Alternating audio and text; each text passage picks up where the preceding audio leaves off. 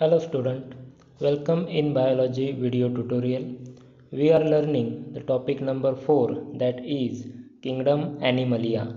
In this topic we have studied that in which criteria all animals are classified. After that we also have studied overall classification of animal kingdom from phylum Porifera up to the class Mammalia.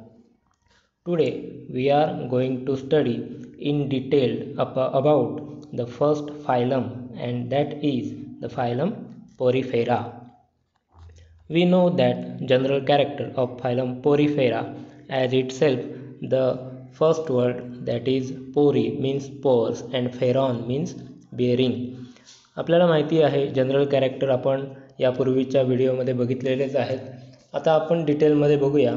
पोरी means pores म्हणजे छिद्र असलेले, bearing म्हणजे ज्याच्यावरती छिद्र आहेत असे animal. For example काही उदाहरणं इथे दिलेली आहेत, पुस्तकामध्ये सुद्धा आहेत. पहिलं उदाहरण आहे, फर्स्ट एक्झाम्पल इज सायफा. एकदम टॉपमोस्ट जे पिक्चर आहे सायफाचं आहे. Then second example, that is Euspongia, and the third one, that is the Euplectella. This is also called as Venus flower basket. It looks like a flower basket, so it is called as Venus flower basket. They are also called as sponges. यांना sponges असं सुद्धा म्हटलं जातं. Phylum Porifera यामधील जे member आहेत यांना sponges असं म्हटलं जातं. These are aquatic animals. Most of them are marine and few are fresh water. हे सर्व ॲनिमल्स जे आहेत हे काय आहेत, ॲक्वॅटिक आहेत म्हणजे पाण्यामध्ये राहणारे आहेत, आणि त्यापैकी जास्तीत जास्त जे प्राणी आहेत हे मराईन वॉटर म्हणजेच खाऱ्या पाण्यामध्ये आढळणारे प्राणी आहेत, आणि काही प्राणी हे फ्रेश वॉटर म्हणजे गोड्या पाण्यामध्ये सुद्धा आढळतात. Most of them have asymmetrical body. यांमध्ये बहुतांश प्राण्यांमध्ये यांची जी बॉडीची संरचना आहे, यांच्या शरीराची संरचना आहे ही असिमेट्रिकल आहे, म्हणजे यांना प्रॉपर शेप नाही, योग्य तो आकार नाही, विशिष्ट आकारामध्ये हे आढळत नाहीत, कोणत्याही आकारामध्ये आढळतात. Body of these animals consist of many cells with little division of labour. यांची जी बॉडी आहे ही बॉडी एक संघ अशी नाही. तुम्ही जर नीट याला बघितलात किंवा मायक्रोस्कोप खाली जर आपण याला बघितलं तर यांमध्ये काही सेल्सचे लेबर डिव्हिजन झालेले दिसून येतात, म्हणजे वेगवेगळ्या आकारामध्ये वेगवेगळ्या पोझिशनमध्ये हे सेल्स यांची अरेंजमेंट यांच्या बॉडीमध्ये झालेली दिसून येते. Hence they are hence their body is considered as a colony of different types of cells. म्हणून यांच्या बॉडीला असं सुद्धा म्हटलं जातं की हे वेगवेगळ्या टाईपच्या सेल्सची ही कॉलनी आहे असं सुद्धा मानलं जातं. ह्याला एकच हा प्राणी आहे असं न मानता काही वेळेला असं मानलं जातं की ही वेगवेगळ्या टाईपच्या सेल्सची कॉलनी आहे. कॉलनी म्हणजे काही सेल्स जर एकत्रित येऊन राहत असतील तर त्याला कॉलनी असं म्हटलं जातं, असं सुद्धा मानलं जातं. परंतु हा एकच यूस्पॉन्जिया हा एकच प्राणी आहे. त्यानंतर युप्लेक्टेला हा सुद्धा एकच प्राणी ॲक्च्युली आहे. These are sedentary animals. Sedentary means what? They cannot locomote. They are fixed as a certain place. हे काय करू शकत नाहीत, लोकोमोशन करू शकत नाहीत, ते एकाच जागी फिक्स आहेत, म्हणून त्यांना काय म्हणायचं आहे, सेडेंटरी. सेडेंटरी म्हणजे जर लोकोमोशन नसेल तर त्याला सेडेंटरी असं म्हणायचं. On their body they bears numerous minute pores called as ostia through which water enter in the body cavity, that is also called as spongocoel. यांची बॉडी याचं निरीक्षण जर या डायग्रॅममध्ये आपण केलं तर ह्या स्पॉन्जोकोलमध्ये काही छिद्र दिसून येतात. इथे व्हीएस त्याचा दाखवलेला आहे, म्हणजे व्हर्टिकल सेक्शन दाखवलेलं आहे की ज्यामध्ये काही सेल्स आपल्याला दिसतात आणि तिथे काही छिद्र दिसतात. इथे सुद्धा आपण स्पष्ट बघू शकतो छिद्र आहेत या सेकंड डायग्रॅममध्ये. ही छिद्र आहेत, ह्या छिद्रांना काय म्हणायचं, ऑस्टिया आणि त्यालाच एक दुसरं सायंटिफिक नेम आहे स्पॉन्जोकोल, की ज्यामधून पाणी आतमध्ये जाऊ शकतं असे हे छिद्र आहेत. Water leaves the body through single large opening called as osculum. यांच्यामध्ये एक सिंगल लार्ज ओपनिंगसुद्धा आहे. लास्ट स्लाईडमध्ये सुद्धा होती जी मोठी ओपनिंग आहे, छिद्र हे जे दिसतं top at the top level, it has a large opening that is called as osculum. या मोठ्या ओपनिंगला काय म्हणायचं? ऑस्क्युलम असं म्हणायचं. Water is circulated in the body through the canal system. ही जी मधली आहे पोकळ जागा आहे त्याला कॅनाल सिस्टीम असं म्हणायचं. During it circulation cell of the animal body absorb food, exchange respiratory gases and release excretory product. आता हा जो प्राणी आहे हा सजीव सेल्सपासून बनलेला आहे हे आपल्याला माहिती आहे. प्रत्येक सजीवामध्ये मेटाबॉलिझम चालतं आणि ह्या मेटाबॉलिझम सुस्थितीत राहण्यासाठी काही गोष्टींची आवश्यकता असते. ते कोणत्या गोष्टी आहेत? Food material. First is food material, then gases, त्यांना लागणारे gases, and through their process they release excretory product. त्यांचं जे मेटाबॉलिझम आहे हे मेटाबॉलिझम होत असताना त्यांच्यामध्ये नको असलेले पदार्थ तयारसुद्धा होत असतात. म्हणजेच काय, जे पाणी ह्या ॲनिमल्सच्या शरीरामध्ये येतं त्या पाण्यामध्ये असणारं फूड मटेरियल ॲब्सॉर्ब केलं जातं. त्याचबरोबर गॅस एक्सचेंजसुद्धा घडतात आणि त्याच वेळेला एक्सक्रिटरी प्रोडक्ट जे त्यामध्ये तयार झालेले आहेत हे बाहेरसुद्धा टाकले जातात. Spongocoel is lined by a special flagellated cells called as conocyte or collar cell. Beating of the flagella create the water current.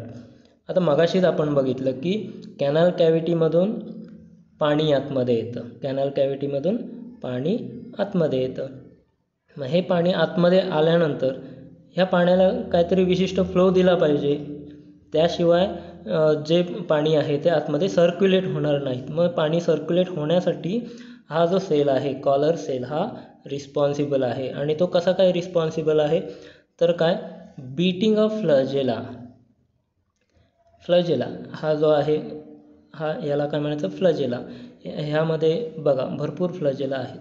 हे फ्लजेला जर एका ऑर्डरमध्ये बीट होत असतील तर पाणी काय होऊ शकतं?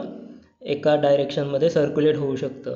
हे म्हणजेच काय, तर कॉलर सेलमध्ये हे जे फ्लजेला आहेत ह्या फ्लजेलांमुळे हे पाणी काय होऊ शकतं? व्यवस्थितरित्या सर्क्युलेट होऊ शकतं. आणि ह्या कॉलर सेलला दुसरं नाव काय आहे? कोनोसाइट. Collar sale.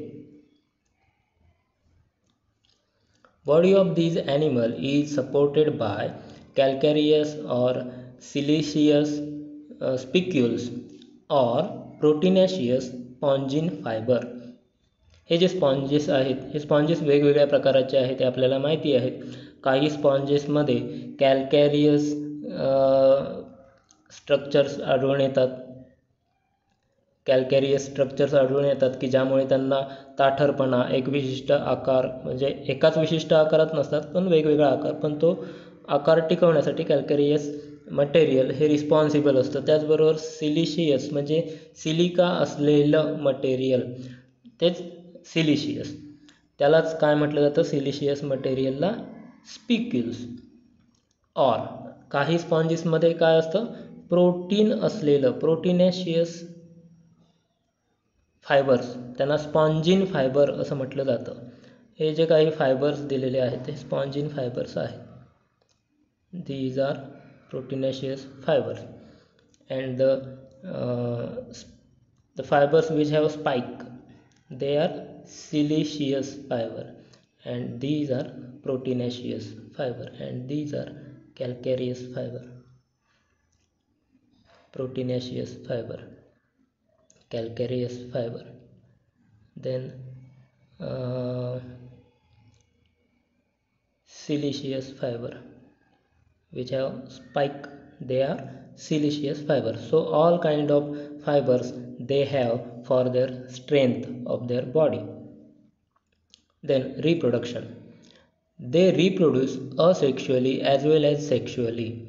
यांच्यामध्ये रिप्रोडक्शन जे आहे हे असेक्शुअली सुद्धा होतं आणि सेक्शुअली सुद्धा होतं. Asexually reproduction is perform by the fragmentation and gemmule formation. Asexual reproduction यामध्ये हे दिलेलं आहे की एक बर्ड आलेला आहे. हा बर्ड ज्या वेळेला सेपरेट होतो, that separate bird can be generate a new body and they can be grow as a new sponge. म्हणजेच काय, हा बर्ड जो आहे हा सेपरेट झाला तर तो नवीन स्पॉन्ज तयार करू शकतो. यालाच काय म्हणायचं, asexual reproduction. Then the animal have ability of regeneration. म्हणजेच काय, यांचा कोणताही पार्ट तुम्ही कट केला, रिजनरेशन म्हणजे कोणताही पार्ट कट केला तर त्या कट झालेल्या पार्टपासून सेपरेट स्पॉन्ज तयार होऊ शकतो. सेपरेट स्पॉन्ज तयार होऊ शकतो. संपूर्ण बॉडी तयार होऊ शकते कोणत्याही पार्टपासून. त्याला म्हणायचं regeneration. Sexual reproduction is perform by the formation of gamete. यामध्ये सेक्शुअल रिप्रोडक्शनसुद्धा होतं. आता आपल्याला माहिती आहे सेक्शुअल रिप्रोडक्शनसाठी गॅमेट्स महत्त्वाचे असतात. म्हणजे मेल गॅमेट्स आणि फिमेल गॅमेट्स इथे असले पाहिजेत. इथे जर आपण नीट बघितलं तर हा आहे मेल गॅमेट, कोनोसाइट, आणि हा आहे एग सेल म्हणजे हा एग सेल, आणि ह्यालाच हे स्पर्म सेल काय आहेत, अटॅच झालेले आहेत. म्हणजे mail gamete when they unite with egg gamete and they will form a fertilization, they will create fertilization, and after that fertilization it will divide and redivide and it will form an embryo. This is embryo. So such a way this is the sexual reproduction, and that embryo can form an entire body of the sponges, new sponge. It will form again. So this is the another type of reproduction that is called as sexual reproduction. Fertilization is internal. Internal means what? The development of embryo, it takes place inside the body, inside the sponge body. The development takes place, hence it is called as the internal fertilization. Development takes place through indirect larvae stage.